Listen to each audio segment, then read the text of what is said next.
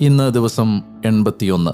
ഇന്ന് മുതൽ ഇനി അടുത്ത 18 ദിവസങ്ങൾ ഒരു പുതിയ ബൈബിൾ കാലഘട്ടത്തിലേക്ക് നാം പ്രവേശിക്കുന്നു.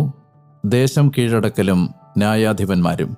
ഈ കാലഘട്ടത്തിൽ നാം വായിക്കുന്നത്, അടുത്ത 18 ദിവസങ്ങളിൽ നമ്മുടെ വായനയ്ക്കായി തിരഞ്ഞെടുക്കുന്നത് ജോഷുവയുടെ പുസ്തകം, ന്യായാധിപന്മാരുടെ പുസ്തകം, റൂത്തിന്റെ പുസ്തകം, ഒപ്പം സാമുവേലിന്റെ പുസ്തകത്തിന്റെ 1 സാമുവേൽ 1 മുതൽ 8 വരെ അധ്യായങ്ങളും. ഈ വായനയ്ക്കൊപ്പം സങ്കീർത്തനങ്ങളിൽ നിന്ന് നാം പ്രാർത്ഥിക്കുക കൂടി ചെയ്യുന്നു. ഇന്നത്തെ വചന വായനയുടെ പാഠങ്ങൾ ജോഷുവയുടെ പുസ്തകം 1 മുതൽ 4 വരെ അധ്യായങ്ങളും സങ്കീർത്തനങ്ങൾ 123. പ്രിയമുള്ളവരെ, നമുക്ക് വചനം വായിച്ചു തുടങ്ങാം.